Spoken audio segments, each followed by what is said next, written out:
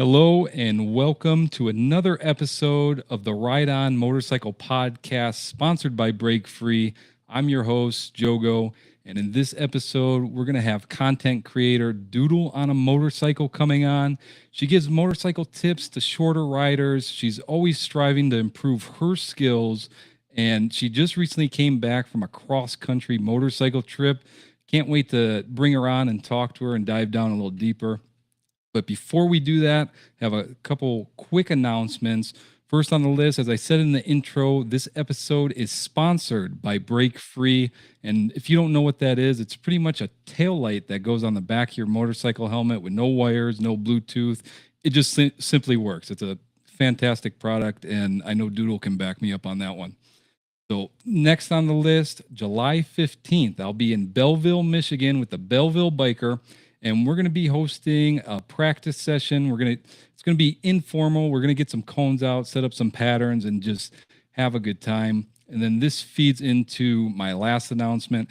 If you want to get all the details for that practice session, make sure you join my Facebook group, completely free. Hop on Facebook, type in Jogo Motorcycle Adventures, and click join, and we'll get you in there. All right, so with all that out of the way, without further ado, let's bring in Doodle on a Motorcycle. Roll the intro.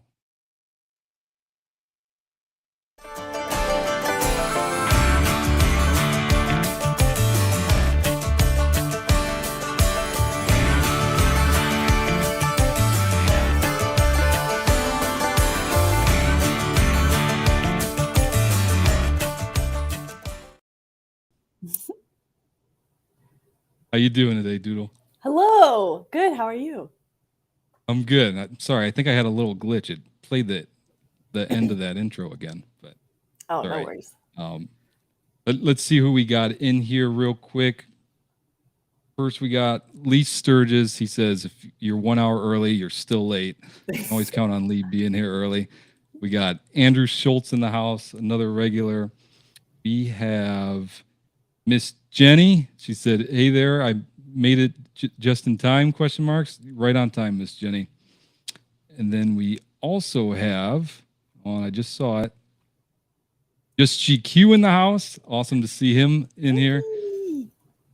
Representing the Peace Army. Mm-hmm. Break Free's here too. And we have, Break Freeze in here. So awesome. Good to have everybody in here. Russell McDonald, riding and wrenching. I mean, awesome. My wife's in here, so that's always good. All right, Doodle.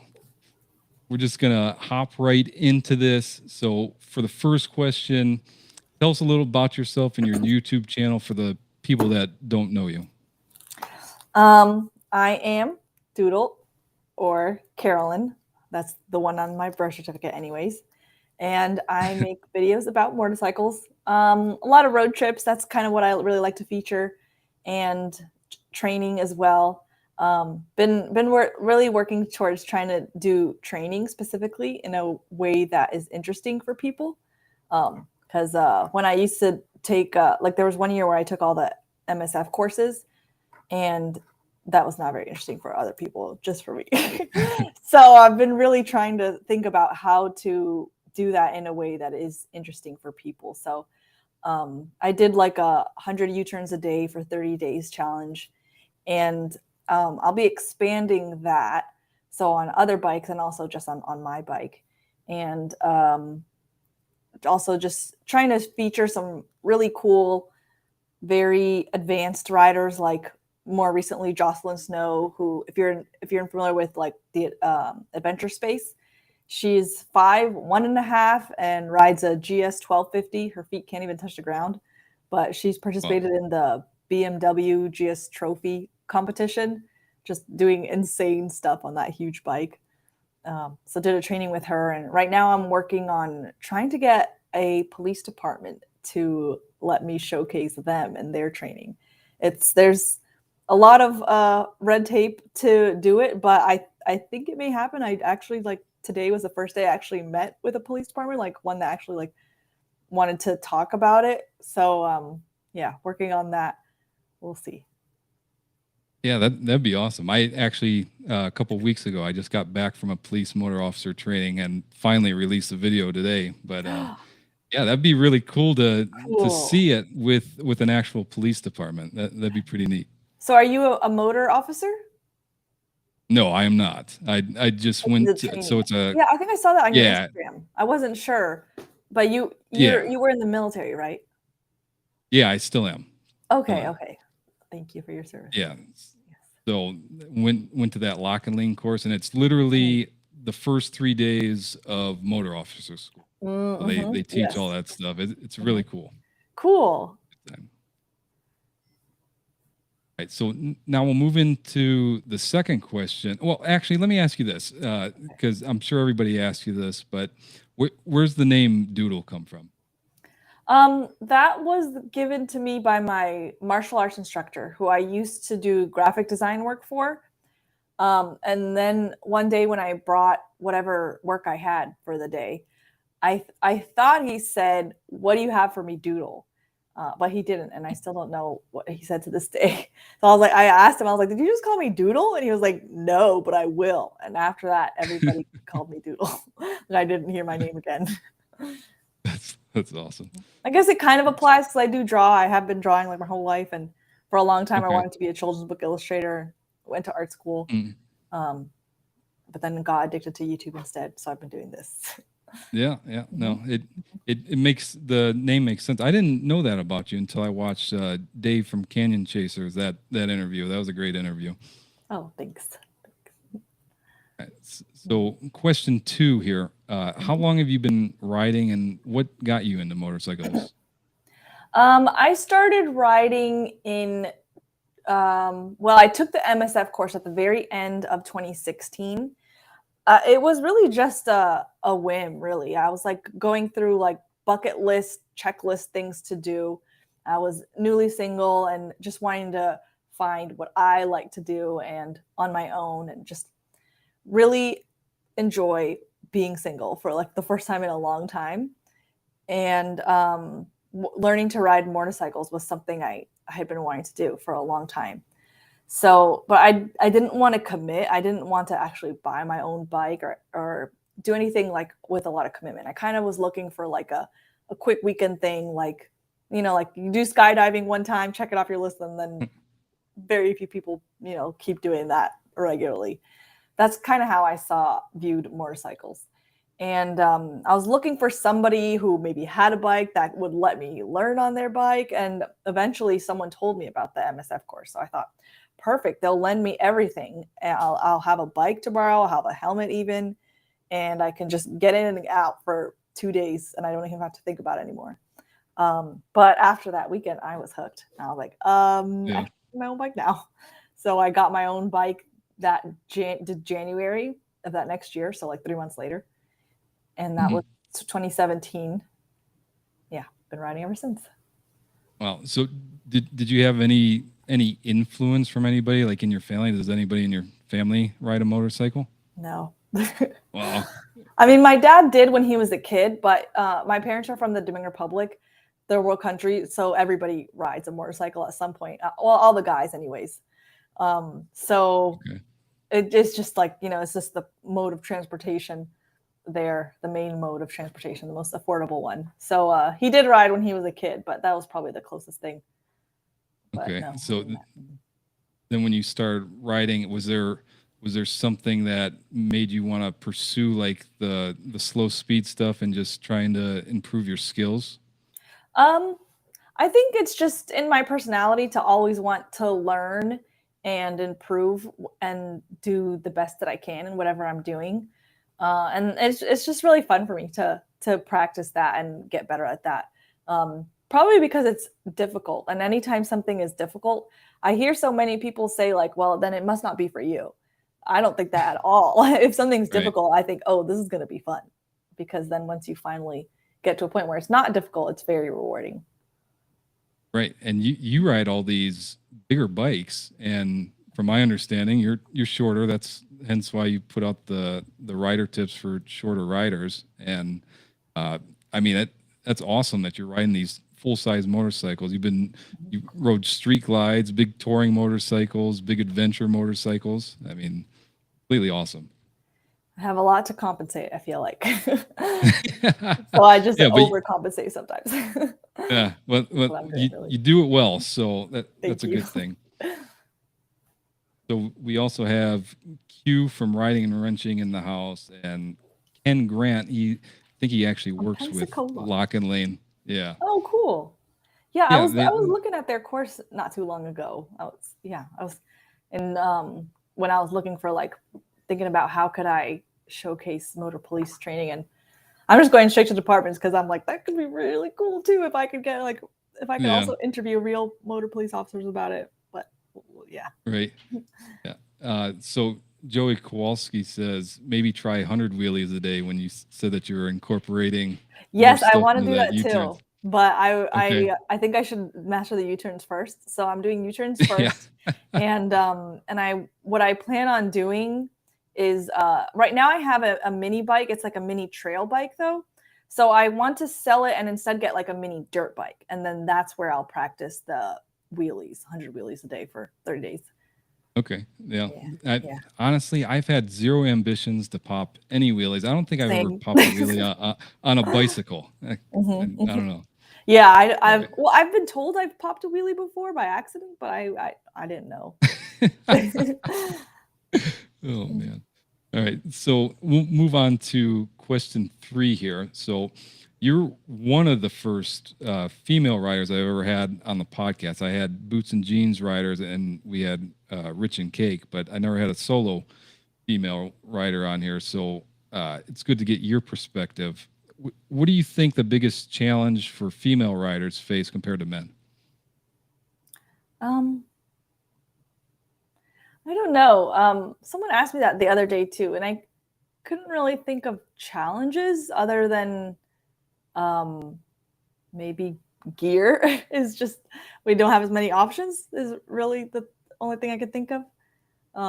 But even that, I wouldn't say is really a challenge. Um, I don't know. Why do you think there's? What do you think? Just like, I I I don't I don't know. oh, I okay. think I wasn't sure if there was anything that females might face that men don't face. I didn't know. I was just coming up with some questions for you. But Yeah, yeah. with the next question in mind, do you think you have any advantages over men?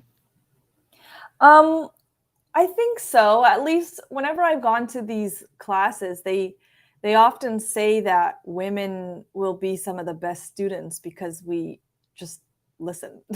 And they said Yeah. that sometimes the guys won't listen, won't want to listen, or will think that they're more advanced than they really are, and maybe will take more risks. And but I think probably that maybe just as women we can like people say that women get higher grades, like we make Mhm. good students, I think.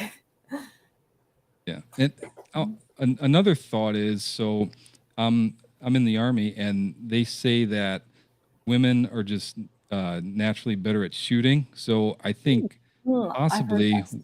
Mhm. yeah, possibly women could be more uh, precise on like slow speed maneuvers and stuff and riding at speed. Mhm. Mhm. Really. Yeah, I won't say I'm one of those women yet, but I strive to be. Yeah, yeah, yeah. Yeah.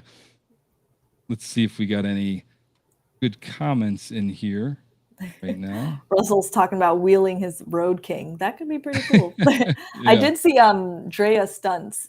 I've seen her do some stunts on baggers.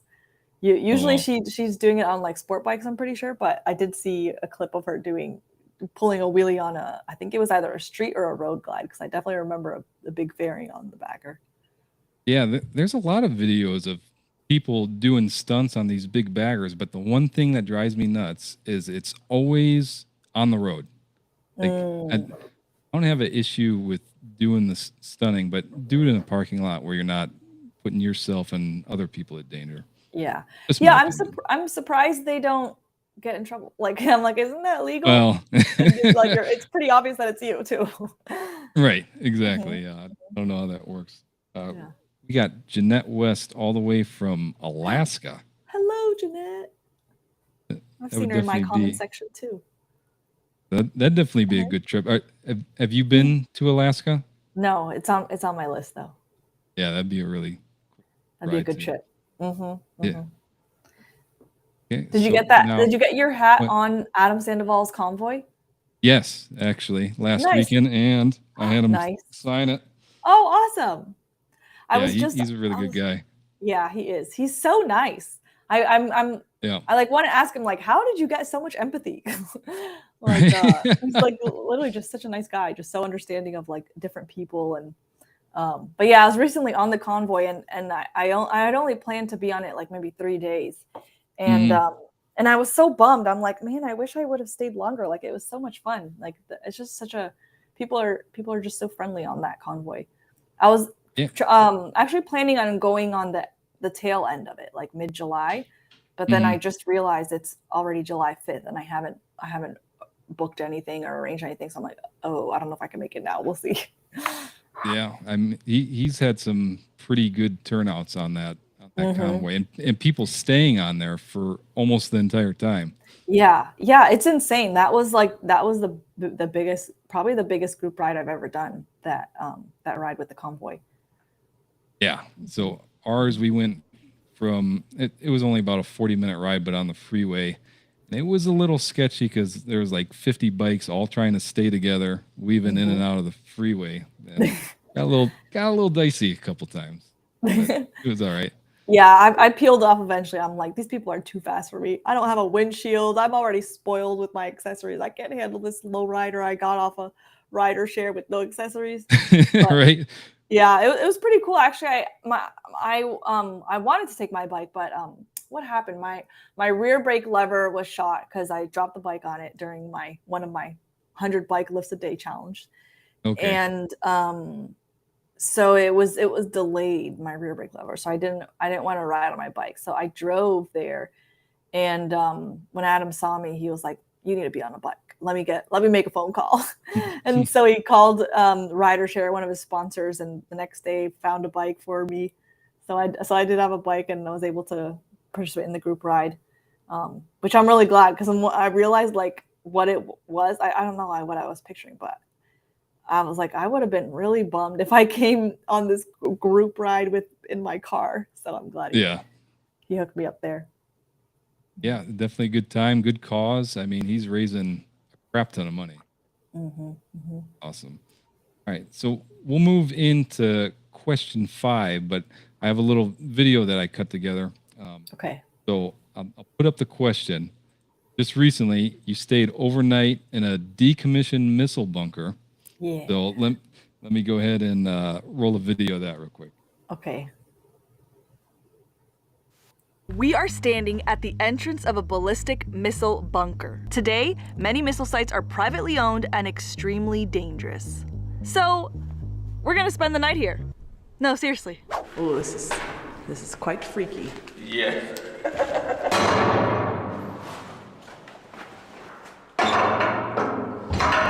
All right, we're locked in here for the next 24 hours.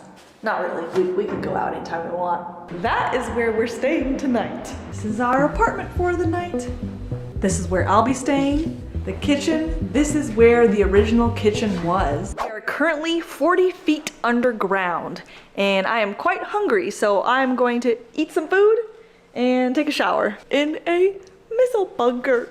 What? This is where the missile would go. And those springs you see right there is part of the elevator system that would hold the missile on cables. It smells kind of funny 40 feet underground in a steel container. We're having some glitches here with the streaming software. What's all right. So, anyways, what was it like sleeping in a decommissioned missile bunker? So that was pretty cool. That was in Roswell, New Mexico, in the middle of the desert. It was so hot. Maybe it was only like 80 or 90 degrees that day. But they had told me that even when the desert is 110 degrees, that bunker, it has no AC, no heat, but it always stays like in the 60s. I was pretty chilly down there. For me, that's pretty cold. It's like upper 60s, I think, but I think they're not sure. I don't think there's a thermometer in there. And yeah, it was pretty cool. Really, really quiet, really peaceful. And the person who owns it, he's like a missile speaker. So he knows a lot about these Civil War missiles and other missiles, missile bunkers. I mean, he's a bunker speaker.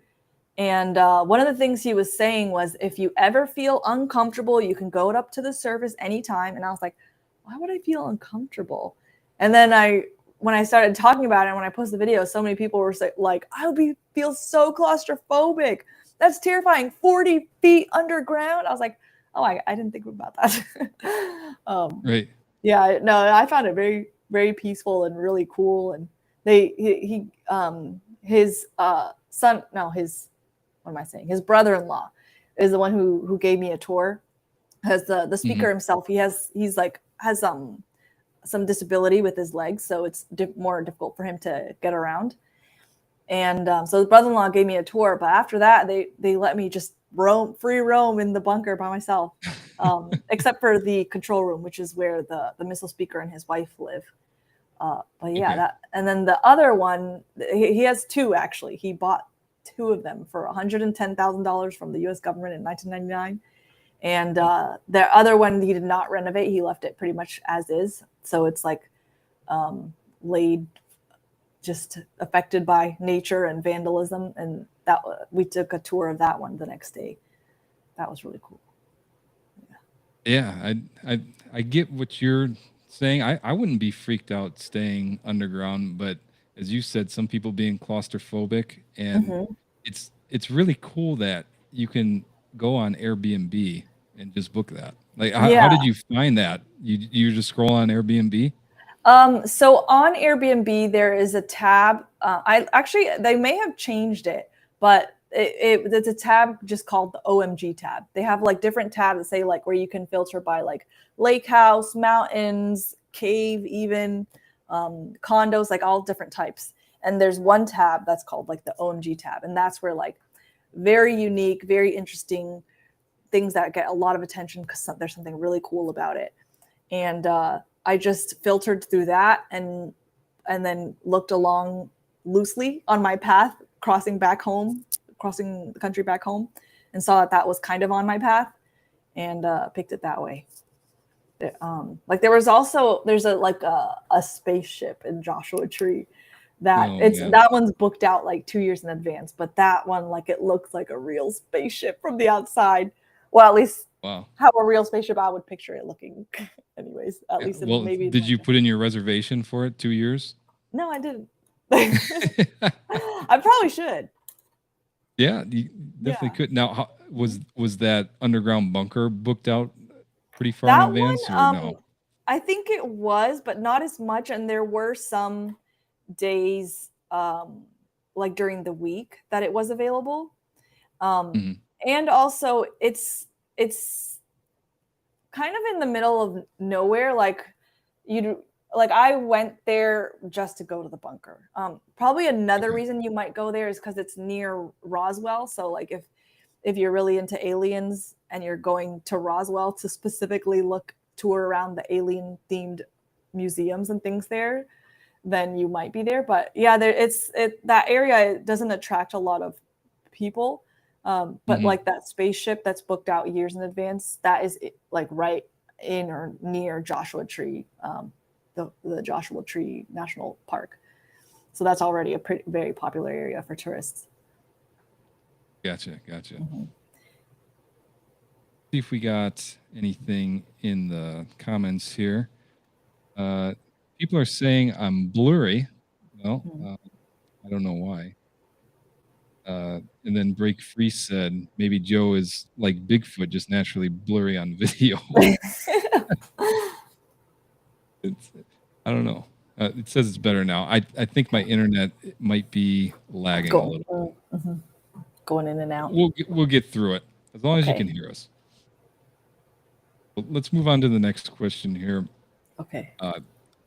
So just recently, you became a certified dirt bike coach. So what was the biggest challenge of completing that?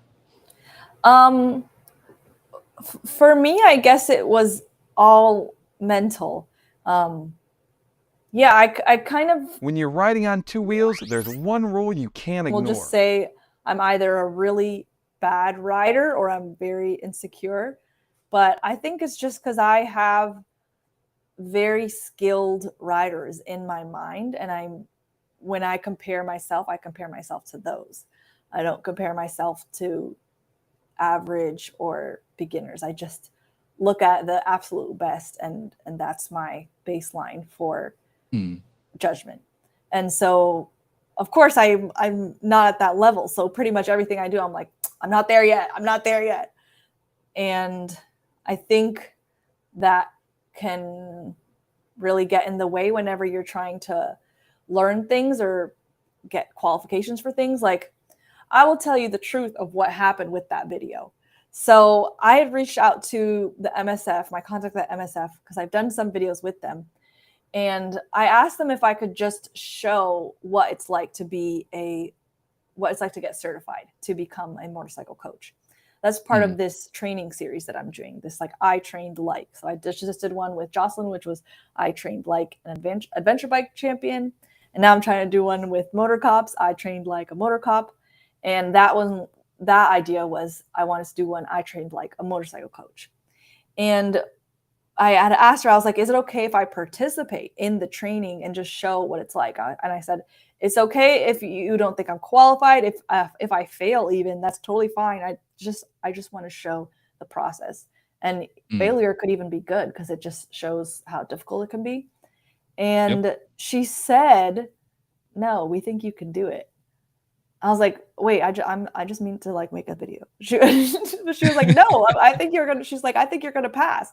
I'm like, I mean, but I'm like, it's okay if I fail though. She's like, no, I think you're gonna pass.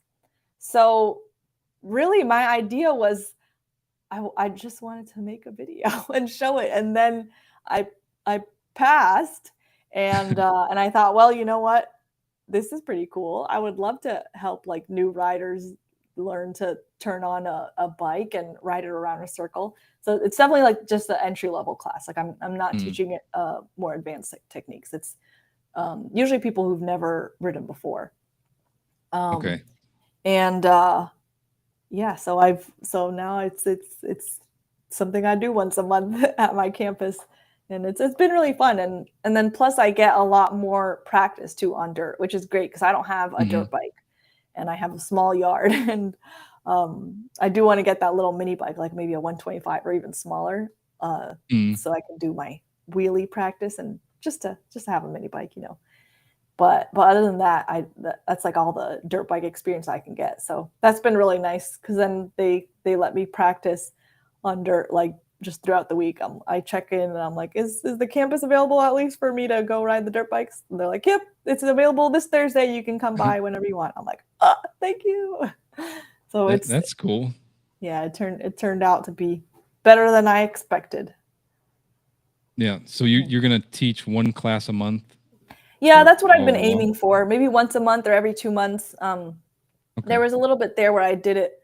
I had like 2 1 month because and then like there were like the past couple months I did more than I originally planned. Just because there were a couple people who couldn't make their day, and so they were looking for someone who could sub in. So I came in. But yeah, that's my aim, is to just do it like maybe once every 1 to 2 months. Okay. Now, do you have any ambition to go up to the next level? I don't know what the next level is from the basic, but not really. For now, I just want to keep practicing with dirt bikes. The way I see it kind of is like the similar thing happened when I first started doing martial arts. I first came into it kind of like how I came into motorcycles, which it was like a class, like a women's self-defense class. And the techniques they taught us, I'm like, this is insane. Like, I thought there was no way I'd be able to pin my partner down because they're like way taller than me and I'm like a skinny little girl. But the technique you just showed me, like I was literally able to pin them down and like escape from under them. What is this? And they're like, oh, well, our women's self-defense class is based on jiu-jitsu, and we teach jiu-jitsu at the school as well if you wanted to do that. So I signed up for jujitsu, and I did that like 3 times a week for about 7 years. And after about a year of doing that, my instructor asked me if I wanted to help teach the women's self-defense class. So I kind of also there unintentionally became a coach, but in not in the jiu-jitsu class, but in the women's self-defense class, also like an Okay. entry level thing. So becoming a coach or instructor, it's never been my plan. It's just kind of happens. I think just because when I do something, I really love it and I'm excited about it. And I think that that can be helpful when it comes to teaching other new people. So it Mhm. just, at least twice now, I was, became a coach without necessarily the plan to. It just kind of Yeah. happened because I was loving it and also love learning. Yeah. So it seems like you're just a natural teacher. You just fall in these situations, then all of a sudden you're a teacher. I guess so. We'll see. I feel like 2 times is maybe a coincidence. Maybe if it happens a 3rd time, then maybe that's the pattern. Yeah, exactly. Yeah. All right. See if we got anything here in the comments.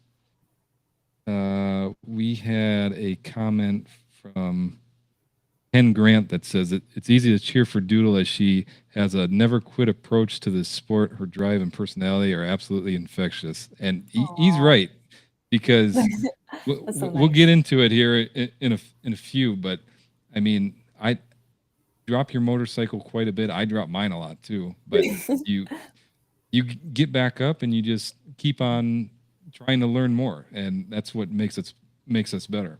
Yeah.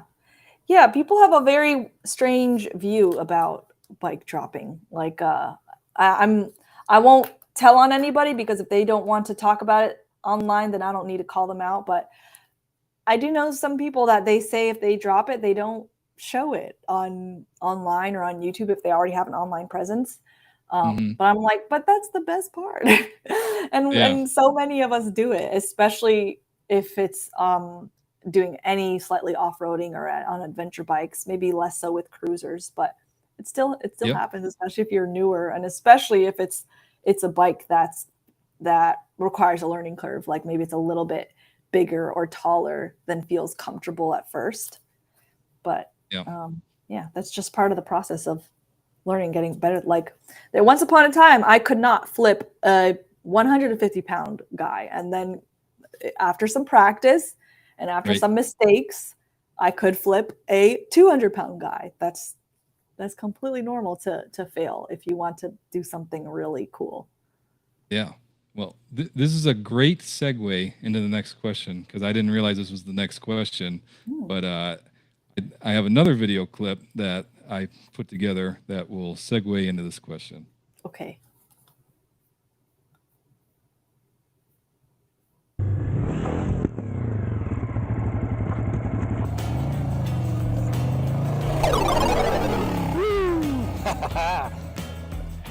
More weight to the outside.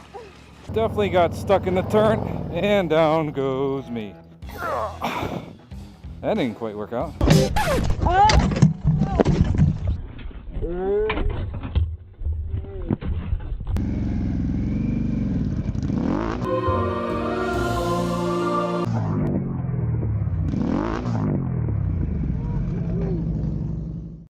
All right. There we go again. Another glitch. But anyways, so leading into this question here, Mhm. what would you tell new riders that are afraid of dropping their motorcycles? Because I drop mine a lot, and I gladly show it. You show it on your channel. So what would you tell them? If you're dropping, you're learning. Like it's anyone who thinks that says, I kind of think of anyone that tells me I shouldn't be riding. If I'm dropping it, I shouldn't be riding it. It's too big for me. I kind of think of that as an underperformer is shoulding on you. And that is someone who has not discovered what it's like to become extremely skilled in something very difficult. Otherwise, they would know they would see that anytime that there is a mistake, that is a sign of trying something challenging. And it's actually a good Right. thing. Yeah. Yeah. And some people are just insecure with themselves. They say, I've been riding 40 years and I've never dropped my bike. But with How is that even possible? yeah, I mean, I know, right? I dropped myself just walking up the stairs. What? Like, Yeah, am I supposed to just stop walking because I tripped myself? No, that's exactly. And this is why I try to stress we practice this in the parking lot so that way when we're on the street, we're not doing that. And some people don't get it. And then also in that police motor officer course, I've put up a couple shorts to where I'm getting onto the motorcycle on the high side, and people just lose their minds. And they say that's the wrong side, but yet the advanced motorcycle course I just went to, that's how they teach you to get on the motorcycle. Yeah. Oh, yeah. Because it's the opposite side of where traffic is if they pull over to the side. Yeah. Yeah. And it's a good way for people with either like hip problems or they're a little bit shorter. You step on that and you literally just go up and over and sit down. I mean, Yeah. people are just a little insecure about that. Yeah, it's weird how much unsolicited advice you will get on the internet and how much it can conflict too. I thought it was just me because I'm like, oh, it's because they think I don't know what I'm doing because I'm learning. But I found out that people like Moto Jitsu and Jerry Palladino get a lot of it too. Maybe even more than me because they're actually talking about it.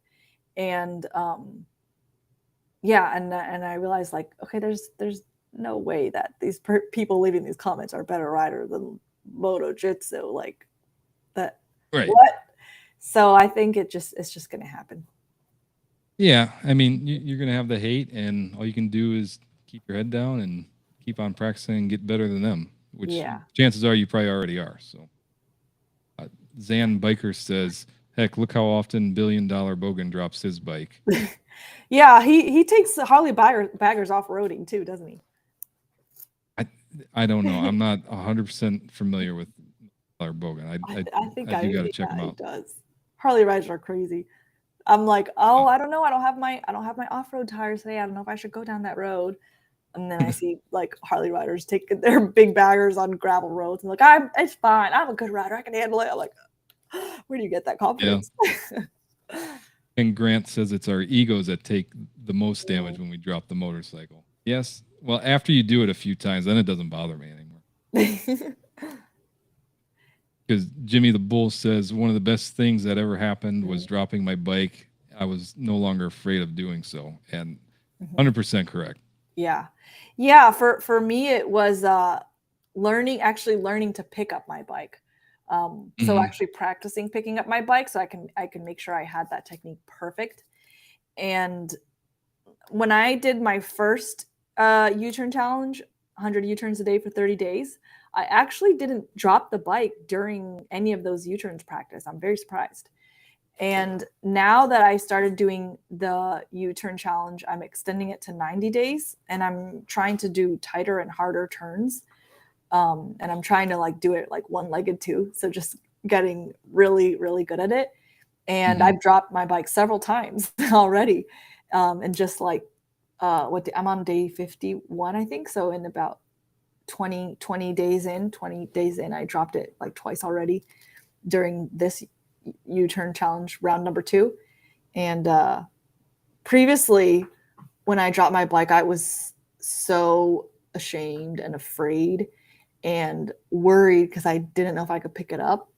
But now that I've practiced picking up my bike so many times with the 100 bike lifts a day for 30 days challenge, which I actually couldn't finish because I really screwed up my knees, but I'm still going to go on it. Yeah, now it's so easy. My bike comes up like a feather. So whenever I dropped it more recently during these U-turn practices, I was like, I did get back up and I didn't feel phased. Normally I felt very anxious, but this time I was like, I can pick it up all by myself. I don't need to call my husband to ask me to help me. Right. And picking up an adventure bike is actually way different than a bagger that has crash bars. I learned that the hard way on my Pan America that I had for a couple of weeks. Oh, the Pan America especially is so hard to pick up. That's probably the hardest bike to pick up that I've tried picking up. Yeah, it's super tall, and it's like 500 pounds or so. Yeah, and it lies very flat on the ground. Yeah, down. I know it was on top of me. So oh my gosh. yeah, when in that video that I played, when I fell, I mean, I'm used to having the crash bars, and Robert Simmons, he taught me, keep your feet on the floorboards, everything will be fine. But I'm not on a touring bike anymore, so I kept my feet on the pegs, and I was sadly mistaken on what I was doing there. But it's okay. We survived. I'm still here. Was your leg okay? The peg dug into my shin a little bit, left a pretty nice scar, but it's fine. The funny thing is, I just took off. I have like a mesh protective jacket that I was wearing in the course, and I just took it off. I'm like, it's too hot out here, and then I fall over. Of course. All right, so we're about halfway into the stream here, so I want to give a shout out to Break Free, and they're actually in here, and I want to play a little promo for them real quick, and we'll be right back. When you're riding on two wheels, there's one rule you can't ignore. If they can't see you, they can't avoid you. That's why we have to do everything we can to be more visible while we're out on the road. In this video, I'm going to unbox and review the Break Free Smart Brake Light. Let's talk features for a second. This light is special because it's completely wireless. You don't need to use any apps or connect it via Bluetooth to use it. So how does it work? It has sensors in it so it knows when you're braking or slowing down. This is great because sometimes we use engine braking to slow down. That means we're not using our brakes, so our taillights aren't going on. This will give the motorists behind you a heads up that you're slowing down. It has a rechargeable battery that's supposed to last 8 to 12 hours depending on which mode you have it in. This light is IP65 waterproof and weighs in at 7 ounces, so it's really light. For the light itself, it has 100 LEDs and it's a single one-button operation, so they keep it simple. We have the light all mounted to the helmet, now we have to test it. Let's roll, baby. Okay guys, we are on the bike. Let's test this bad boy out. Downshifting should illuminated.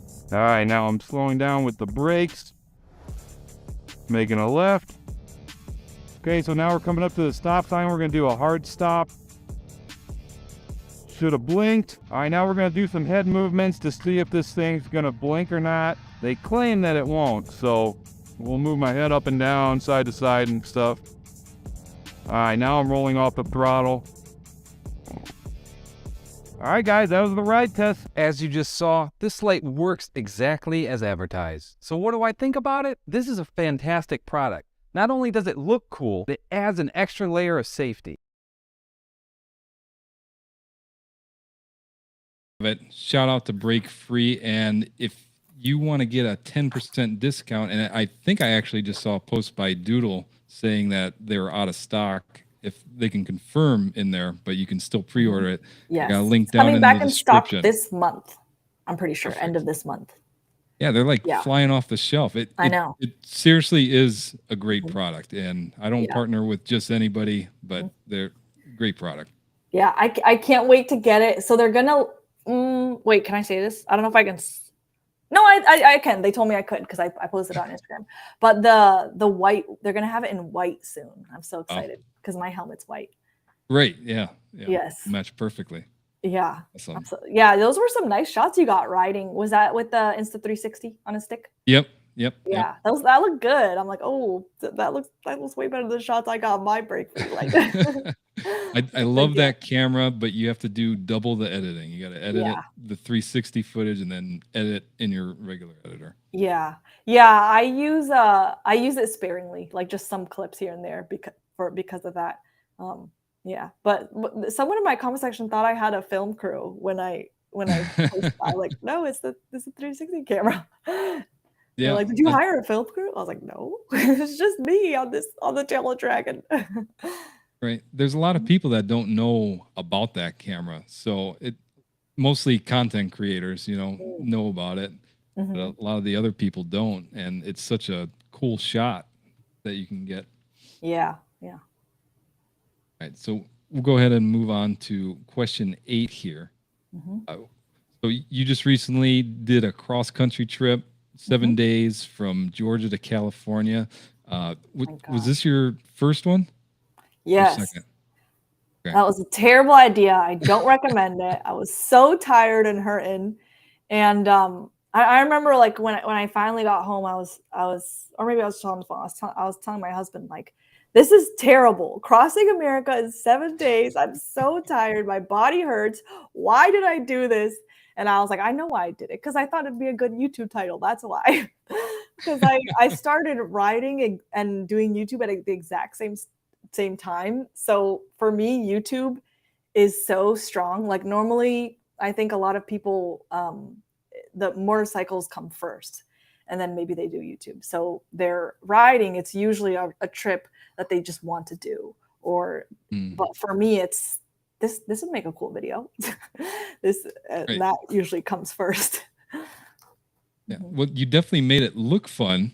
I think you still have a couple more videos that you're going to release from that, Yes. right? Mm-hmm. Yeah, but so far it looks like it was a blast, and I didn't realize it was Yes. only 7 days. So you Yes. got a lot done in 7 days. Well, it was 7 days going from Georgia so I'm going from one side. And then on Okay. my way back, I took it real slow. I took 5 weeks coming back. Wow. Okay. Yeah, I didn't mean to take that long. I was aiming for like 3 to 4 weeks, but instead I was gone 6 weeks. Yeah. But So that's where I is there took my time. anything that you learned from that while you were on that trip? Yeah, I won't cross America in 7 days again. That's for sure. Taking your time, going the scenic route a lot, like not like and putting avoid highways on the GPS as much as possible is great. And that was much more fun when on my way back when I took my time, and that's when I picked like a lot of Airbnb, really cool, unique Airbnb spots to feature, and I could kind of work my schedule around that. But yeah, a lot of the ideas on the cross country series. It's a 3-month series total. I had pretty much had a plan for them before I left. So I knew I was going to go to Cerro Gordo, Ghost Mining Town. I knew I was going to go to Slab City, the town with no laws. I knew I don't think I had planned the missile bunker yet, but I think I knew I was looking for Airbnbs for my way back. I can't remember now actually, but yeah, I knew it would be about a 3 months worth of videos for my way back, and I forget what my point was there. I'll just wrap it up. 3 months worth of videos. That's in my opinion, that's a good problem to have because Yes. with me being pretty new, sometimes I'm scrambling like, what am I going to film next? And Yeah. that's very good planning. This is the first year I've done that. The first year on YouTube where I actually planned pretty far in advance, 3 months, but I didn't. And I know a lot of channels are planned out even further than 3 months, like some like the whole year. So I didn't have the rest of the year planned out until I had been home for maybe back from that trip for maybe 1 to 2 months. But even then, the rest of my year isn't totally planned out. I do have a lot of spaces in there to fill up. Right. Right. So see what Break said here. Break Free said, we love the Insta 360 cameras, but it's tough to capture Break Free with them during daylight due to the LEDs looking like they're flickering. Yeah, it's a pain, but I put a note in the video letting them know like it doesn't flicker like that. It's just because of the camera. But you can make it breathe like that. Right. So let's go ahead and move on. Oh, okay. So this question is going to be a fun one. So I have a buddy named Chuck that he's on my channel sometimes, and he kind of looks like me, but I don't know. I think we have the same mom or something.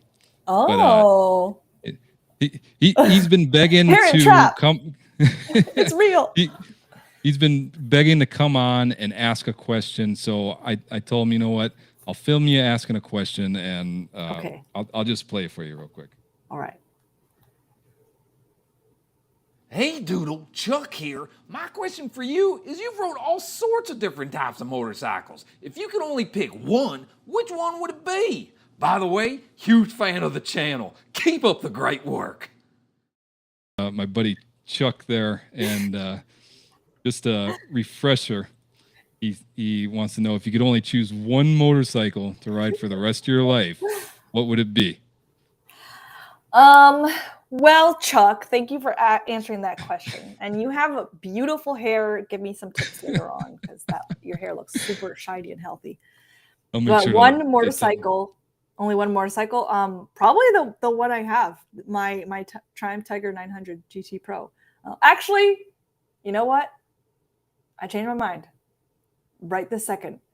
I think I would have the Triumph Tiger 900 Rally instead, because that is the dual sport version of my bike. Although I have taken my bike off-road by switching out the tires and temporarily, and then just putting it in off-road mode and turning off traction control. But it's not an off-road bike, and there are some other things about it that didn't make it great for off-roading. So yeah, I think I would go with the Rally, because then I could take it off-road, and it'd be pretty perfect for that, but it's still great for the street too. Right. So do you think you might have one of those in your future? I think so. Yeah. That's my next bike. I think if I upgraded from the bike I have now, I think I would go Rally. But for now, my off-roading adventure experience is still pretty new. So I'm just going to stick with dirt for a while and keep improving that. And then maybe I'll go for bigger for the dirt, but I don't know that I really need it, honestly, for dirt. Like if I'm going to be if I'm going to be going off-road, the light bikes are nice, but if I am doing like some long road trips, the bigger bikes are nice, so they can handle those long highway days really well. Right. When I had the Pan America, I absolutely love that bike. It's fantastic, but I think I was lying to myself saying that I was going to start doing some adventure riding, going off road, and it just wasn't my style. So 2 weeks later, traded in for a Road King. So yeah. If I could swing like multiple bikes, like besides I don't know if a mini bike counts, but I'm not totally counting it right now. But if I could, I would love to have a Road King too. Like it'd be nice to have a bagger as well as a dual sport adventure bike. Yeah. I'm more of the bagger lifestyle because I go on longer trips, and the police motor officers use the Road Kings. So I figure it's a no-brainer just to go with that. Got anything else here in the comments? Break Free says, can you co-host with Chuck? I don't know. He's typically busy. That's why we had to pre-record that question. So we'll try once in a while.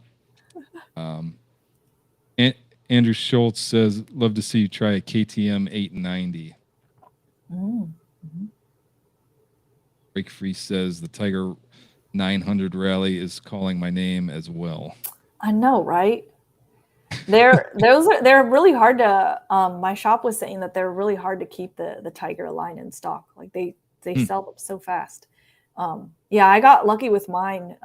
Mine was actually a press bike, so other content creators had used my bike that I ended up getting. So it's a 2023, but it's used. It has it had a few thousand miles on it, and so I got a pretty good deal on it, and that's why I got a color I hate because the deal was too good. I'm like, I love red, but I also like money, so I'll go with the cheaper option. Deal with it. Yeah.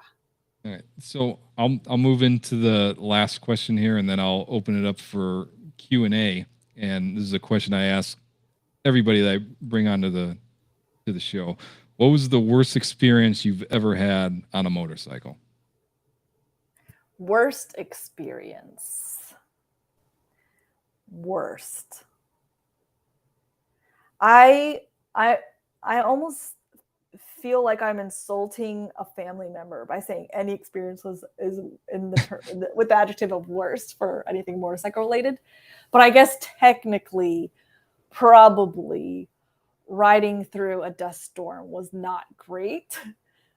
It was very painful, like just physically needing to hold my head up in like I think it was 45-mile-per-hour winds. So I actually didn't even ride through the worst of it, but I didn't know that riding through crosswinds towards the center of the U.S. apparently there's crosswinds a lot, and sometimes they get so bad that it can it can topple semis. And yeah, I was riding straight, and my bike was at a 45-degree angle. My neck was hurting so badly because I had been riding for several hours in that. And I didn't know it was dangerous. I just thought it was annoying. So I remember pulling over at a gas station because I saw that in the distance it was like gray. So it was going to be raining on me too. So I started trying to put on my rain suit, but it was like blowing all over the place. And it was like an omen. This like Native American man comes out of nowhere, and he's like, "Are you riding in that?" I was like, I don't know. I was about to. And he's like, "Don't do it. It's not worth your life." I was like, all right. The random Native American man told me not to do it. I am not going to do it. Pulled over right there it was like a Best Western right next to the gas station. Okay. And once I got into the hotel, I got an alert on my phone that said, "High wind advisory warning, do not drive." And yeah, and then the next day when I had gone out on the road, that's when I saw semis toppled over on the highway from the day before. Yeah, and you got some footage in one of your videos of all that. That looked pretty wild. And you're lucky that guy came and warned you not to go through it, because I mean, we're motorcyclists. Typically, we just go, you know. Yeah. I had no, I mean, I've done a lot of research about dust storms and wind advisory and that area of the U.S., like the Texas Peninsula, which is apparently a high wind section. Yeah, I had no clue that this existed. Like that, my sister had warned me about high winds, and I just thought she was being a protective older sister trying to keep me from riding my bike across the country. I'm like, who cares about a little wind? What's the big deal? And now I saw like, oh, it's actually very dangerous. It actually like can destroy buildings and homes and vehicles. So Right. yeah, that I And guess that was the worst. yeah, and it seems like your family isn't a huge fan of you taking these trips and stuff. Yeah, I mean, I'm the baby of the family. I'm the youngest one, and the only one who rides motorcycles. So they definitely worry a lot for sure. Yeah, I mean that's fair. I mean, once you become a parent, you're always worried about you'll always have kids. You know, they'll always be your little kid. All right, guys, we're gonna open this up for Q&A. So go ahead and drop some questions down into the chat, and we will pull them up. And while we're waiting to bring those in, got a comment from Kurt Wall. Met you on Sunday on the convoy, chat about Army stuff. Thank you for the neat. stickers. I met Doodle on the convoy in Bowling Green, Kentucky. Yeah, I remember him. Yep. Cool. Hello again, Kurt. Charlie's riding adventures. Thank you. My surf shirt. Yes. I don't know what that means. This is from Bikes and Beards. Okay. Yeah, they did a video where they bought a police auction bike, and they've done a few videos with that bike and sold this shirt in that video. Yeah. Yeah, I'm trying to get him to lend me that bike for a video, and I think he's gonna let me. He's gonna let me let me do it. Awesome. Yeah. There's so many content creators, and I try my best to like watch most of them, but there's just so many, and there's I only so know. much time in the day. You know? I know. I've actually pretty recently, yeah, like well, not that recent anymore, but I actually watch very little motorcycle channels now, just because I realized I was just doing what all my friends were doing, and I'm like, I want to do something different, but it's hard to do something different when everything you're consuming is, Right. yeah, what you create what you consume, and Yeah. so I've started consuming other things, I guess, now. Yeah, and it makes sense, and then that helps you come up with your own ideas. Yeah. You don't have to try to copy anybody. Charlie's Riding Adventure says, thanks for taking time for this. It's been a nice pace and informative. Who is your favorite motorcycle YouTube channel? Maybe he's asking you, Joe. No, I think he's asking you. My favorite channel is Doodle on a Motorcycle. So Oh, my favorite motorcycle channel is Joe Go Motorcycle Adventures. oh man, perfect. Awesome. There you go, Charlie. But if you have to pick another one because you're like, well, I already know Joe Go. Yeah, probably Bikes and Beards. Cool. Yeah. Cool. Yeah. It's hard for me to pick because there's so many good ones. I know. I don't know. Like Cycle Fanatics, I had him. Dave from Canyon Chasers is always good. It's too tough. Yeah, Robert Simmons, of course. You know, it's also like what favorite though in what entertainment, education. Yeah. All around silly debauchery. Shade Tree Surgeon. Yeah. Who knows? Yeah, and that's the great thing is there's so many different genres of motorcycle channels. Not one channel is pretty much the same. Yeah. Let's see. Oh, speaking of, you need to make a trip. You're in Georgia, right? You need to get down to one of Robert Simmons' practice sessions. We need to see you in one of those. I know. I've had some people say that too. They're like, you're covering all the training. I think it would be great. Yeah. So, Kurt says, are you ever out of ideas for content? Previously, yes. When I was doing it all myself, I would get pretty consistently, at least once a year, I needed to take like 2 months off because one would run out of ideas, or at least think that all my ideas were crap. I was like, everything I do sucks, and I would just need to stop creating for a little bit.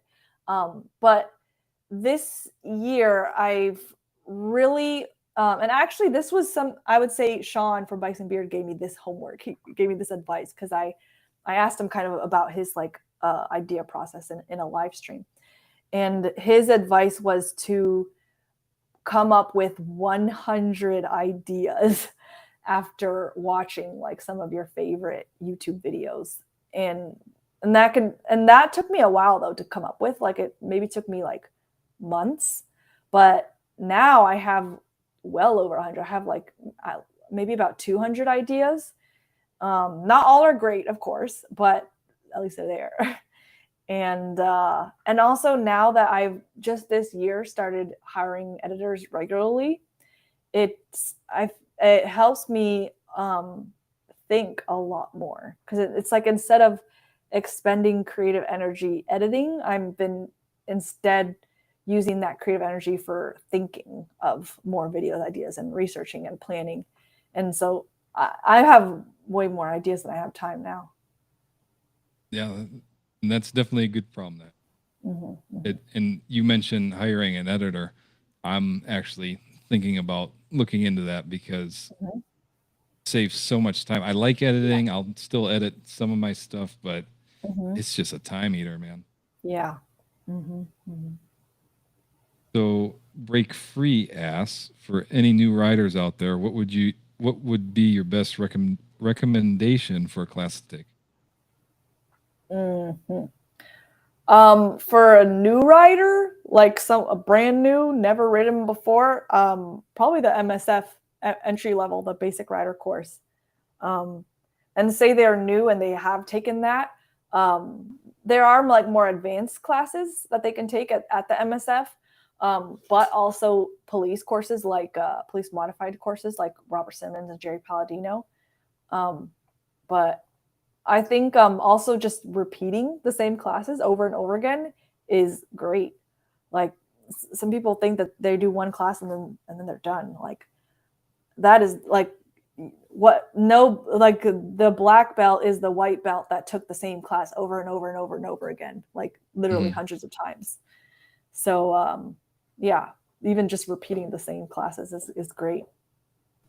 Yeah, I would have to agree. Do the basic rider course. Even Harley Davidson does one, which I took even after I got my license, which was great. Then somewhere along the lines of Robert Simmons or Jerry Palladino, or even Pro Rider, one of the Pro Rider classes. Taking both of those, and that'll get you prepared for lock and lean. I highly suggest everybody do lock and lean after some extra education. Do you take your own bike for that? Yeah, you take your own bike for that. I actually took the Pan America. I planned on bringing my Street Glide, but the clutch went out, so I had to bring the Pan America. So completely new bike. It was tough with that.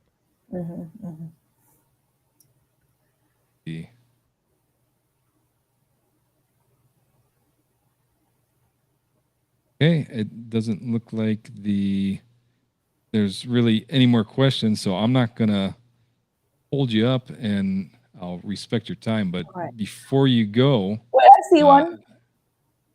What's that? I see a question we missed from Break Free. They said, "What other passions are you pursuing outside of motorcycles and YouTube?" Oh, where did that one come from? I don't know. I see it in the chat. Oh, there it is. There it is. Okay.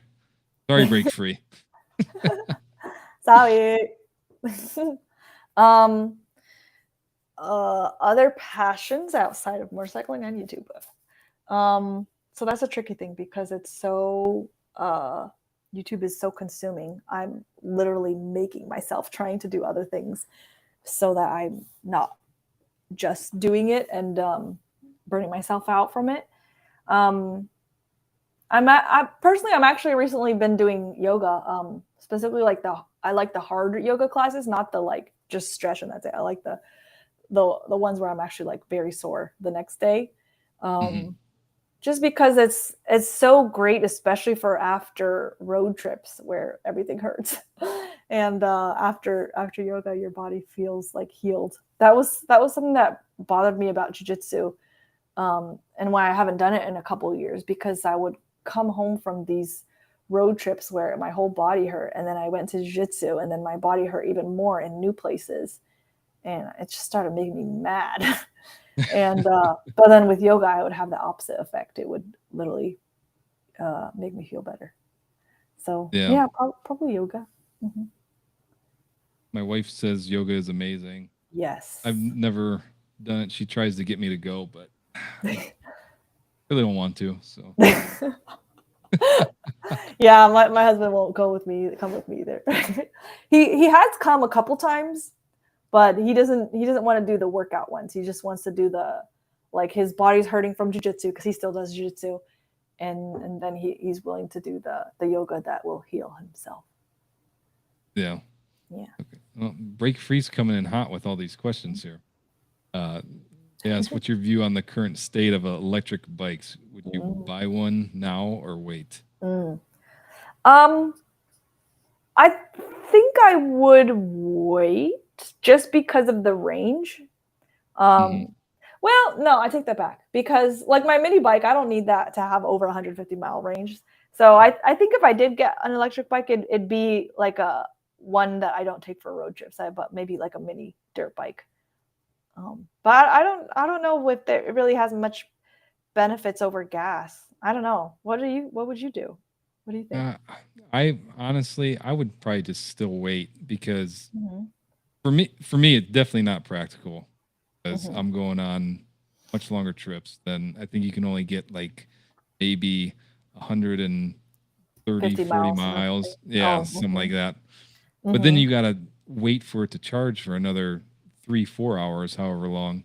Yeah. And another reason why I would wait is because my wife would kill me if I bought a third bike. So I barely squeaked by with the second one. That's a good reason. Yeah, I would wait. Yes. Technology is evolving very quickly. Yes. So Yeah. Yeah, I I just guess, wait. too, it wouldn't be bad for commuting. Like there was a time when I only commuted on my bike. Like I Mm, didn't even take it on weekend trips, and it yeah, was just my commuter. So it would have worked for that. right. Mhm. Break Free said, "Got to keep them coming to hang out longer with Doodle and Joe." Charlie's Riding Adventures says, "Have Chuck go and do a yoga video." I don't know. I don't think Chuck's the Chuck type could of do guy it. to do it. I don't Well, know. I don't know. Why don't we ask Chuck? Well, he had a long night last night, so he actually already went to sleep. How do you know that? How do you know so much about Chuck and what he's thinking? I don't know. I really think I we're don't know if that's brothers. true. We just read each other's minds. Oh, wow. That's maybe you all are clones then. That sounds like a very close relationship. Kurt Wall says, "I like when other YouTubers get together on a channel and talk motorcycle stories like this event." Thanks, Kurt. Yeah. Yeah.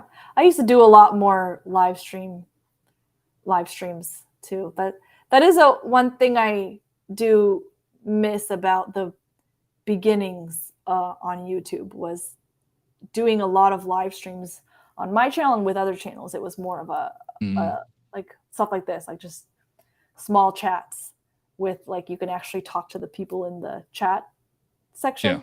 Yeah, yeah, it's but now I'm like good. too many trolls. I'm done. I'm trying to avoid them.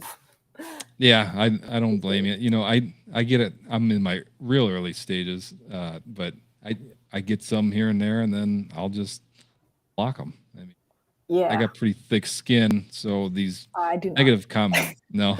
No.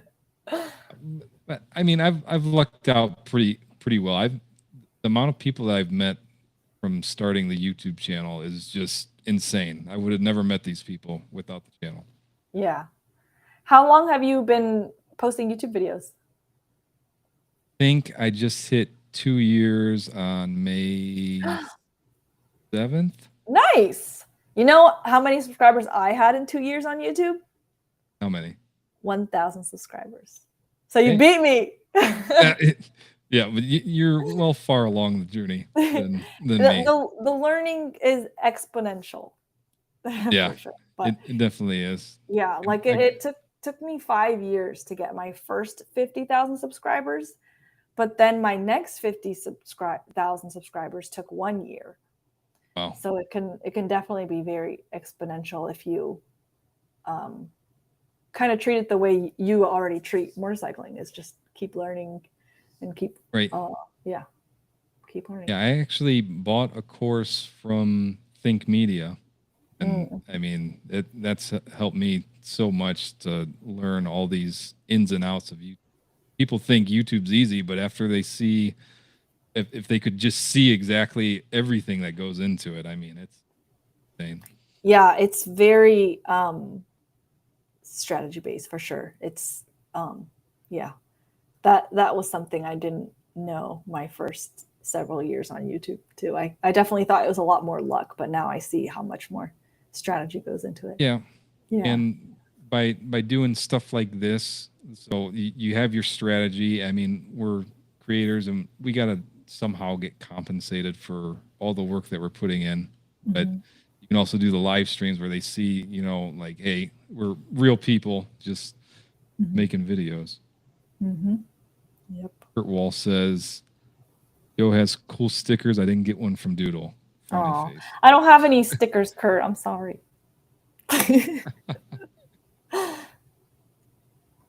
Let me make sure don't have any other questions.